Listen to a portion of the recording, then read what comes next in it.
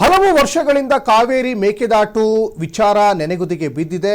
ಪ್ರಧಾನಿ ನರೇಂದ್ರ ಮೋದಿ ಜೊತೆ ಡಿಕೆಶಿ ಮಾತುಕತೆ ಮಾಡ್ತಾರೆ ಅನ್ನುವಂತಹ ಮಾಹಿತಿ ಸಿಗ್ತಾ ಇದೆ. ಈ ಬಗ್ಗೆ ಒಂದು ಬ್ರೇಕಿಂಗ್ ಅಪ್ಡೇಟ್ ಆಗ್ತಾ ಇದೆ.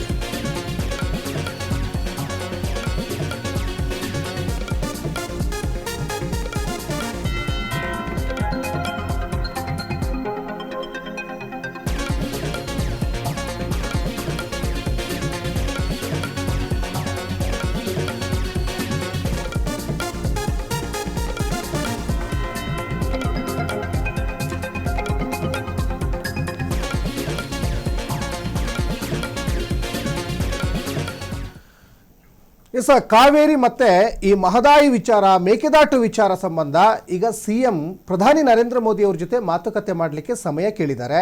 ಸಮಯ ನೀಡೋದಾಗಿ ಪ್ರಧಾನಿ ನರೇಂದ್ರ ಮೋದಿ ಅವರು ಭರವಸೆ ಕೊಟ್ಟಿದ್ದಾರೆ ಅನ್ನುವಂಥ ವಿಚಾರವನ್ನು ಪ್ರಸ್ತಾಪ ಮಾಡಿದ್ರು ಡಿ ಕೆ ಶಿವಕುಮಾರ್. ಸಾಕಷ್ಟು ಕುತೂಹಲ ಕೆರಳಿಸ್ತಾ ಇದೆ ಮೋದಿ ಮತ್ತು ಡಿ ಕೆ ಶಿವಕುಮಾರ್ ಅವರ ಈ ಒಂದು ಮಾತುಕತೆ ಯಾವಾಗ ಆಗುತ್ತೆ ಅಂತ. ಯಾಕಂದರೆ ಕಾವೇರಿ ಮೇಕೆದಾಟುವಿಗೆ ಕೇಂದ್ರ ಅಂತ್ಯ ಹಾಡುತ್ತಾ, ಫುಲ್ ಸ್ಟಾಪ್ ಇಡುತ್ತಾ, ದಶಕಗಳ ವಿವಾದ ಇದು. ಹಾಗಾಗಿ ಮೋದಿ ಮಧ್ಯಪ್ರವೇಶ ಮಾಡ್ತಾರ ಅನ್ನುವಂಥದ್ದೇ ಒಂದು ಕುತೂಹಲ, ಭಾರೀ ಕುತೂಹಲ ಮೂಡಿಸ್ತಾ ಇದೆ ಪ್ರಧಾನಿಯವರ ಮುಂದಿನ ನಡೆ ಏನು ಅಂತ. ಹಾಗಾಗಿ ನಿನ್ನೆ ಮೈಸೂರಿಗೂ ಕೂಡ ವಿವೇಕ ಸ್ಮಾರಕ ಉದ್ಘಾಟನೆಗೆ ಅವರು ಬಂದಿದ್ದರು. ಆ ಸಂದರ್ಭದಲ್ಲೂ ಕೂಡ ಒಂದು ಅವಕಾಶ ಸಿಕ್ಕಿದ್ರೆ ಅವರು ಮಾತಾಡ್ತಿದ್ರೇನೋ, ಆದರೆ ಅದ್ರ ಬಗ್ಗೆ ಸಂಪೂರ್ಣವಾಗಿ ಮಾತಾಡಲಿಕ್ಕೆ ಅವ್ರಿಗೆ ಅವಕಾಶ ಸಿಕ್ಕಿಲ್ಲ ಮತ್ತು ಸಮಯ ಕೇಳಿದ್ದಾರೆ ಅನ್ನುವಂಥದ್ದು ಗೊತ್ತಾಗ್ತಾ ಇದೆ.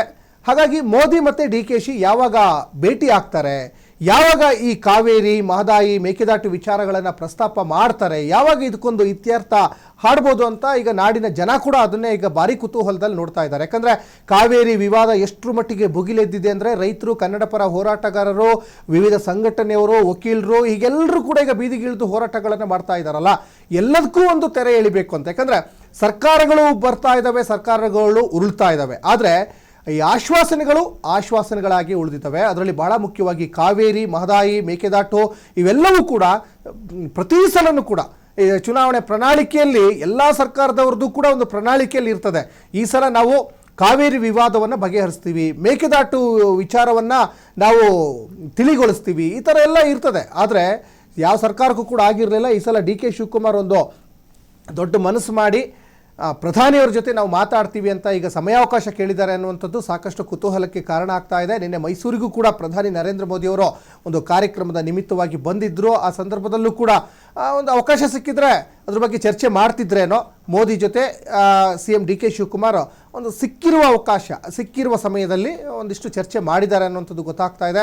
ಸ್ಪೆಷಲಿ ಕಾವೇರಿ ಮೇಕೆದಾಟು ಸಂಬಂಧ ಈಗ ಸಮಯ ಕೂಡ ಈಗ ಕೇಳಿದ್ದಾರೆ. ನೋಡಿ, ಇವರು ಕೂಡ ಸಮಯ ಕೇಳಿದ್ದಾರೆ. ತಮಿಳುನಾಡಿನ ಮುಖ್ಯಮಂತ್ರಿ ಜೋಸೆಫ್ ವಿಜಯ್ ಆಲ್ರೆಡಿ ಪತ್ರ ಕೂಡ ಬರೆದು ಬಿಟ್ಟಿದ್ದಾರೆ. ಯಾಕಂದರೆ ಈಗ ಕೇಂದ್ರ ಸರ್ಕಾರಕ್ಕೆ ಎರಡೂ ರಾಜ್ಯದ ಈ ಜಟಿಲವಾದ ಸಮಸ್ಯೆಯನ್ನು ಬಗೆಹರಿಸೋದಿದೆಯಲ್ಲ, ಅದು ಕೂಡ ಬಹಳ ಒಂದು ಅವರ ವಿವೇಚನೆಗೆ ಬಿಟ್ಟಂಥ ವಿಚಾರ. ಅದು ಒಂದು ಕಡೆ ಈಗ ಸುಪ್ರೀಂ ಕೋರ್ಟ್ ಅಂಗಳದಲ್ಲೂ ಕೂಡ ಈ ಕೇಸ್ ಈಗ ನಡೀತಾ ಇರೋದ್ರಿಂದ ಒಂದು ಕಡೆ ಅವರು ಈಗ ಸಮಯಾವಕಾಶ ಕೇಳ್ಬೋದು.